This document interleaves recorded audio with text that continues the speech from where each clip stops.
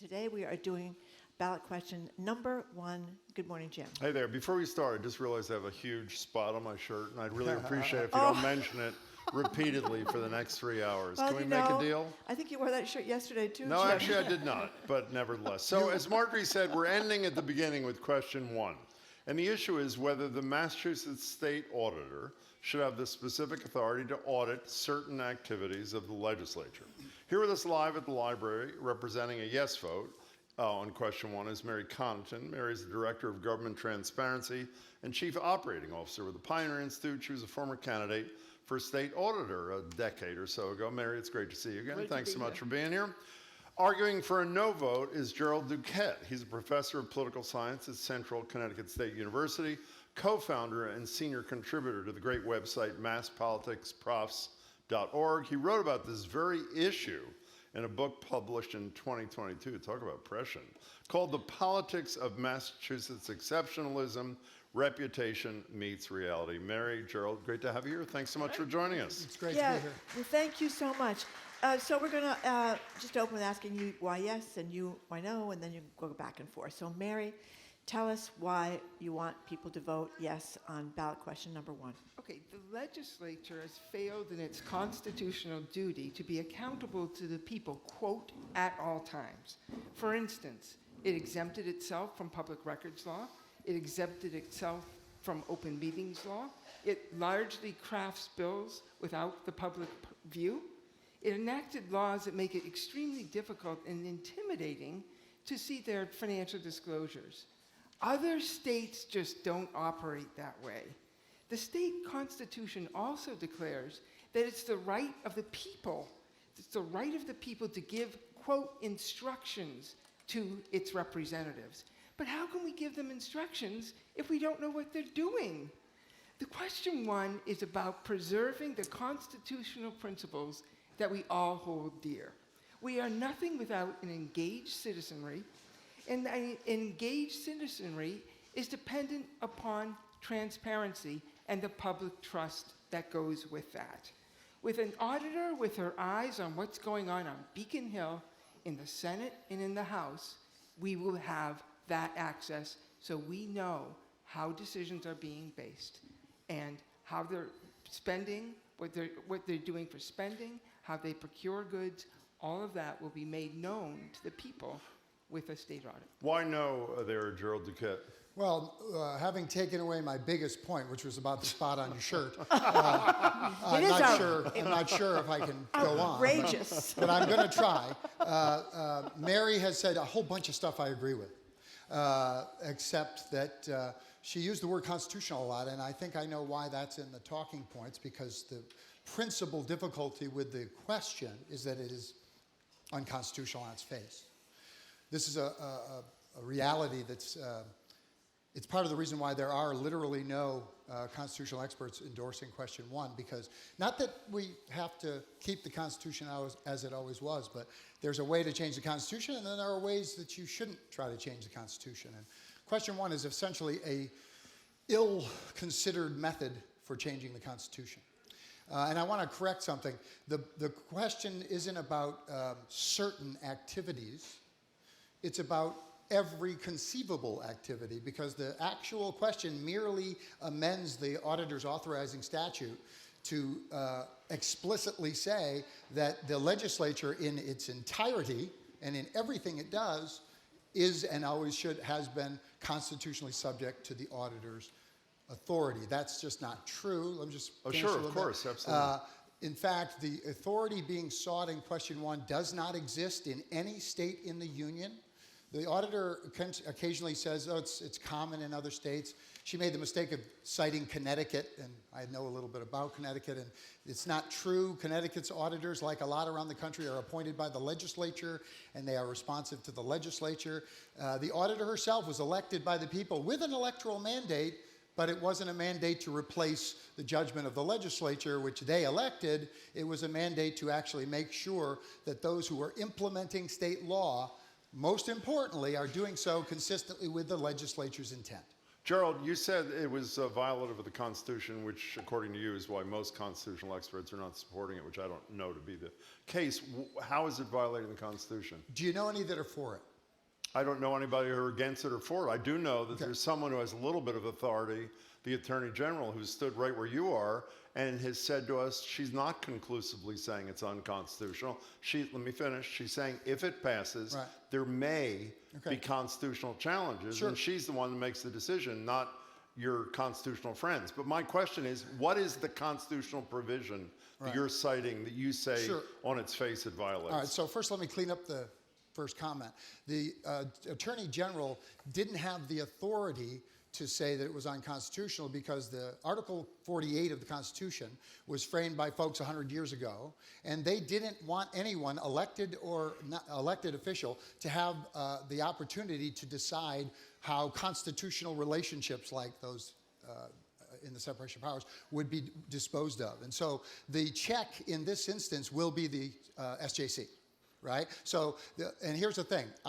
It's quite clear that the Attorney General is well aware of the constitutional issues, but she also is well aware that she didn't want to put her foot on the scale. She understands, as Article 48 makes clear to her, that it is her responsibility to let things get to the ballot unless they are excluded matters or unless they are Agreed. specifically, and so she knows it's unconstitutional. I'm but going to she- put words in your mouth because you have an answer. It's a violation in your estimation of separation of powers. Well, is that correct? Well, that is one of, again, this is a problem because separation of powers is not something you can find in a single article of the Massachusetts Constitution, right? More importantly, it is often talked about without reference to another concept that in Massachusetts is absolutely central, and that concept is legislative supremacy. So, when you hear the auditor, others who are supporting the auditor talking about the separation of powers, they act as if all three branches have oversight over each other. Okay, let's hold there. Please respond, Mayor, if you would, to the Sure. constitutional. So- And a second question, which is, since it hasn't been found to be unconstitutional, some people believe it may be found to be unconstitutional, is that a reason to vote no? Absolutely not. That's something that the Supreme Judicial Court can decide. You're not a justice, I'm not a justice, we're all not justices. It will be up to them. But Jerold talks about separation of powers. I talk about checks and balances. You refer to separation of powers like the auditor will have some type of control over the legislature, like the auditor will be able to enact legislation or control the legislative process. That's simply not the case.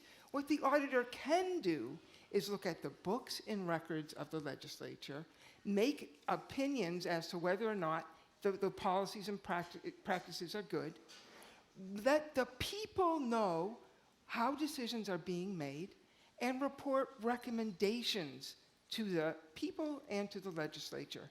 The auditor has no control, no enforcement ability whatsoever. The auditor is our eyes, letting us know what's going on. It's not a usurpation of power, whatever. They both work. They both work. Whatever that is. But that's not what it is. It's just about being the eyes of the people. It's not taking over any major legislative function. It's just being a window to what's going on there. What about that, Jerold? Sounds like common sense to me. Doesn't it sound like common sense to you? It does. I and think it's commonsensical. Unfortunately, the Constitution isn't commonsensical all the time. And so when we say, first of all, it's important to note, again, the thing that we're all going to vote on doesn't limit the auditor in any way. It treats the legislature exactly like every other department of government, right? That in and of itself is problematic. But let's talk about how it encroaches on the power of the legislature. Again, we're not hearing the most important component. This would allow the auditor to compel the production of documents, require the legislature to produce written reports to her. It would compel them to do things under threat of a court order. So the important question here is it a violation of constitutional separation of powers, legislative supremacy, to audit the legislature without its consent and to be able to compel production of materials? And the answer is unqualified no. And I have to also object to the idea that when I tell you that that every constitutional law professor sees this clearly, and people say, well, some see it this and some see it that. If there were any constitutional law professors in the state, and the thing is, you can find a constitutional law professor to argue anything, but if there were, then why haven't they endorsed this? Why are they... Jerold, has there been a finding to the unconstitutionality? There hasn't, correct? Okay, are you talking about a judicial No, finding? it's a very direct question. Has there been a formal finding that this power would violate the state constitution? The answer, of course, is no. Well, no, And it's so yes. the follow-up... It's actually yes. Where's the finding been made? Because you just said formal. This is one, the auditor has a prop where she brings a bunch of books. Where's the formal I finding? only have two. Where's you? In other words, you. So here's the question. Here's the question for you. Every time Jerold Duquette Right. says a proposed ballot question is unconstitutional, we should vote no based No, but- upon I understand that. Based upon your representation or other scholars' representation, no government body, no formal body has found it to be unconstitutional. And I repeat, the Attorney General said thus, it, quote, may be unconstitutional. She's the one that decides to challenge this, should it be challenged. Am I right about that? No. Who is challenging? It will be challenged either by the legislature or by the auditor. That's a great question. The Attorney General has already decided this is not something that should go to court. That's why the auditor who has been all in on this. Cheryl, I have to say to you, you should listen to the show. The Attorney General has said to us she may go to court if this question passes. I'm going to tell you how it's going to actually go, and what it's going to go. Because you know more than she does. Well, actually, no, but she doesn't have the luxury of telling you everything she knows, as I tried desperately to explain, and I explained in a very literal way on page 212 of the book. This is the other one. What her constraints are. Right? I think she performed perfectly. In fact, I've written to that effect. She did the perfect job to maintain the intentions of the framers of Article 48 as well as the framers of the Constitution itself. May I interject here for a Sure. second? I don't know if you're a lawyer. He's a lawyer. I don't know if you're a lawyer, but I'm not a lawyer. Right. And to me, this question is not really about the Constitution or separation of powers. It's about people fed up with the legislature Sure. in Massachusetts. And I guess that's what you might address in the question one. Is the secrecy, is the inability to know what they're voting on up there, is the fact that they've had all these non-disclosure agreements signed for unknown amounts of money for many years without our knowing, and the fact that we talk all the time about their stranglehold on the city of Boston through this home rule petition that means that we can't get things like liquor licenses done without their permission. So anyway, it's clear what I think about this. Right. But address those kinds of So things. those are the things that are key to a healthy democracy. People have to trust their elected officials. You know, some might say that the legislature doth protest too much, methinks. You know, why don't they want it? If the question is if they exempt themselves from public scrutiny, you know, what is the public to think? We want the people to believe that our elected officials, are always acting in our best interest, and our audit will help show that. And let me tell you a little bit about what an audit is. I am a CPA licensed by the Commonwealth of Massachusetts. An auditor can't go in and take control of the place. The auditor can't come in and make crazy demands. The auditor is subject to government accounting, government auditing standards as promulgated by the U.S. Comptroller General. And so you say, well, she goes in there, what she or he, whoever the auditor might be, this is not just about the current auditor, they're subject to these standards. And you might say, well, how do we know they're going to follow these standards? Well, they're subject to peer review by the National Association of State Auditors, comptrollers, and treasurers. So they can't just go wild. They can't run amok. They have to follow certain practices. Well, if they follow those practices, though, we have cited a lot. We had Evan Horowitz on our show a few weeks ago, who through the Tufts of the Center for State Policy Analysis, Mary, I think has done a very good, fair, even-handed job on all 5 ballot questions. He says some legislative activities are off limits to executive interference, including some of the ones you mentioned at the top that we're going to learn about. Votes, debates, committee assignments, policy priorities. A lot of the things that you mentioned and that Marjorie is upset about, at least from what I have read from Evan Horowitz and others, would not be something that she can audit. She can audit, from what I understand, performance issues, not financial issues, not committee assignments, not how votes were taken in secret committee hearings. She can't, but she could shine a light on how that is happening. She can't, go in and make demands that are related to the core legislative function. Let me ask But you one let me more. just Let ask- me just ask you one more thing that was also raised by Evan Horowitz. He contends that there's not one state in America, not one example of legislative audits conducted without lawmakers' consent. So if this is such, and there clearly will not be consent here. There's not been so far. Right. There's no indication there will be.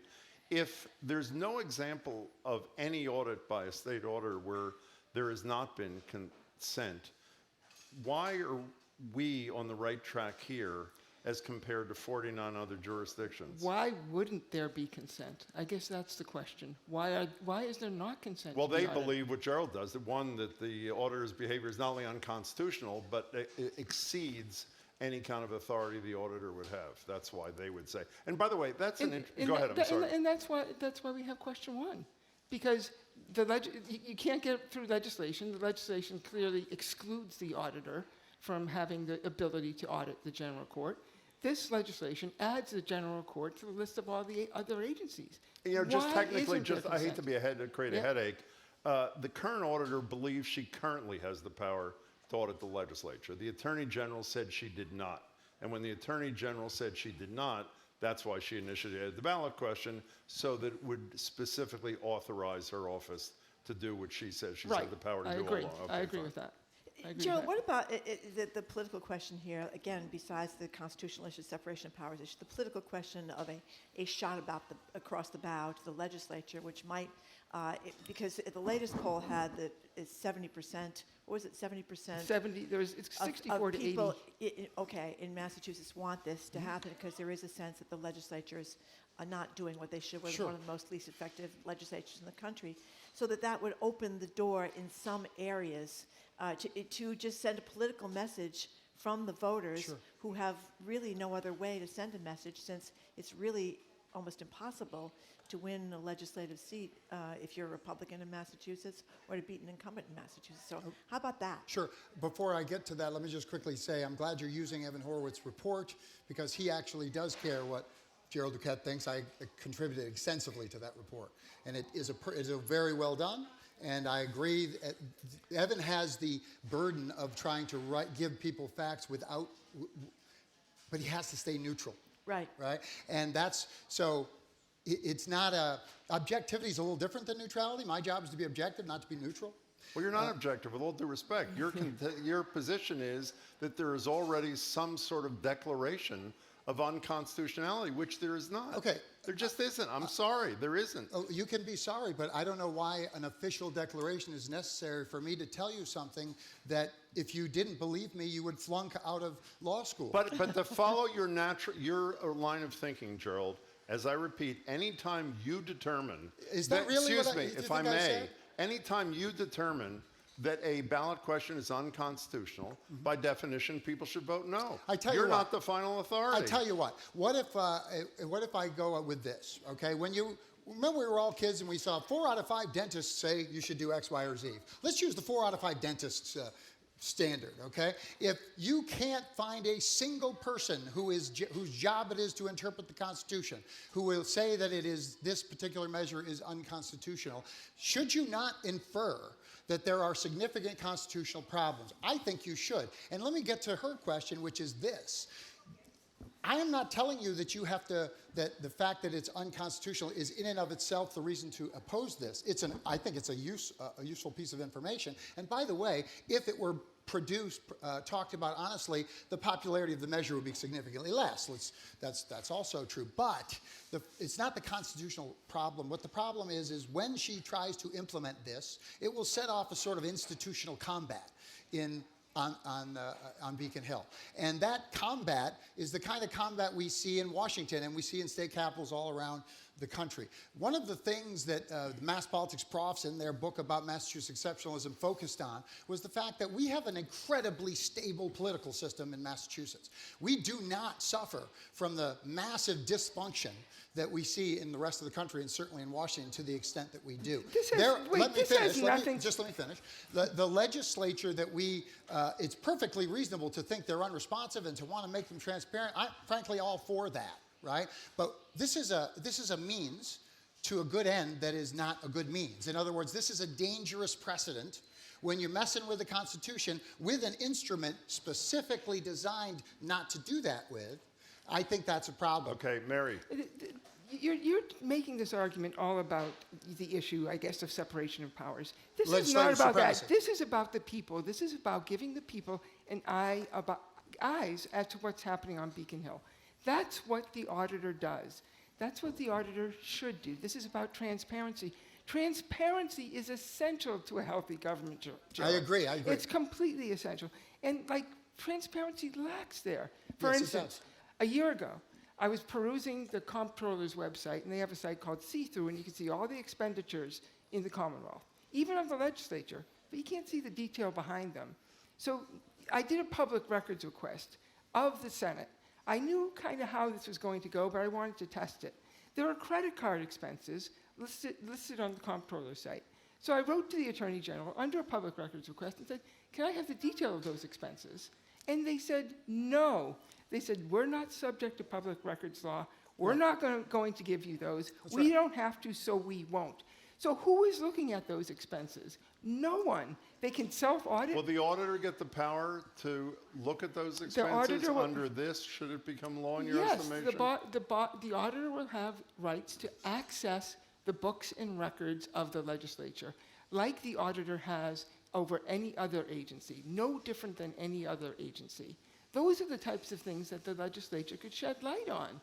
And that's not happening right now. Why don't we So have we that can find- access? let me So Tell we me can why get not. access to Can I the just- Tell credit me why it's a great Hold on. constitutional issue Hold on. that we don't get access. happy to- How come that is a good thing for the Commonwealth? Okay, so obviously, it's not good that we don't have access. I agree with you on the issue in general, but I hope we're not saying that the arbiters of the Constitution are voters, and I certainly hope we're not saying that the auditor has a mandate from the people, when in fact, that's the last person Wait, who, let me finish. The auditor's mandate is clear. The legislature is the body that gave her the mandate and made her into an elected official. Her mandate is very clear. Auditing is an administrative function. Performance auditing is particularly managerial. But the fact of the matter is the auditor's job is to be the eyes and ears of the people via the legislature. The intentions of the legislator express the people's will. And if you don't like the legislature, I'm sorry, there's no shortcuts here. You actually have to do the hard work of winning office. Mary, you All want right, to yes, respond? all right, I do want to respond to that. The auditor, Diana DeZoglio, ran on a platform and was elected by the people to do just that. This was part of her platform. This was also part of the platform of her Republican opponent, Anthony DeMare. This was part of my platform when I ran for state auditor in 2010. And this was part of Suzanne Bump's platform when she ran for Suzanne auditor Bump in opposes 2010. this question, by the way. Vehemently. Now Former she does. auditor. She Vehemently. does. Even though when she ran, she knew it was something that the people wanted. She That's right. adopted it as a measure. So I don't know why She she's was running for taking this public stance. office, of course she did. I In don't other know words, why she. that's how you get elected. You say what the people want. All right, want so no, Well, you get you're a hell of elected. a cynic, my friend. I I'll tell know. ya. You get Really? elected by telling There's the people. nothing cynical about upholding You the get Constitution. elected. Let me finish. You get elected You just said by you doing. get elected by saying what the people want to I hear. know. That's You don't? exactly what I said. You get elected by having a platform that is for the Okay, people. can I add this? This is Do you hard sell for- stuff to people they don't want? Okay, Jerold, why don't you give us 30, 45 seconds of why you think people should vote no? Okay, it's a very complicated issue, actually, and that's generally something that we probably shouldn't decide with measures like this. It's important to note that when we hear people talking about what it could do, they say things that everybody wants to have done. I would love for you to have gotten those records. I'm totally with you on the issue, right? But formalities, when do they count, when do they not count, right? The former auditors, candidates, none of them actually pursued this after they found out it was unconstitutional. And they didn't do that because of respect for constitutional norms. And here's the thing. When you are a passionate activist, and I would classify the state auditor as a passionate, progressive activist, and I share her passion for transparency, in fact. However, you get sort of single-minded and you focus on the accomplishment of your policy goals. We have constitutional guardrails in America for a reason. We've seen what happens when they're abused, as they have been in Washington. It is not a good idea to open that door. There's a reason why the power she's asking for doesn't exist in any other state in America. There's a reason why the auditor is the worst person for this, because the auditor's position is supposed to be basically nonpartisan. She is supposed to be the eyes and ears of the legislature to watch out for the governor and other executives, specifically administrators administering the state law. At the end of the day, the only thing that could survive that in judicial review is the possibility of being able to audit administrative agencies that just happen to be in the purview of the legislative branch. That's Jerold it. Duquette, thank you. Okay, Mary just Connaughton. a super quick rebuttal on Well, you some have of that. 45 total for everything. The auditor shouldn't be attacked. She should be lauded for advancing an issue that brings so many disparate political groups together. I mean, she found something that we could all be united on. In this day and age, that is rare. And listen, question 1 probably wouldn't have come to the ballot if the legislature upheld the notion that this is a government of the people, by the people, and for the people. They've cloaked themselves in darkness. They exempt themselves from public records law. They exempt themselves from open meeting law. They craft bills largely behind closed doors.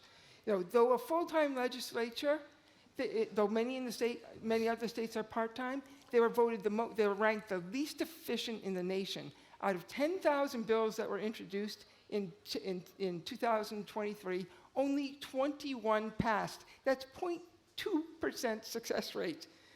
There's something not going right under the Golden Dome. An audit is a way to bring transparency 10 seconds. that engenders public trust. The auditor is elected by the people to be their eyes on the State House. As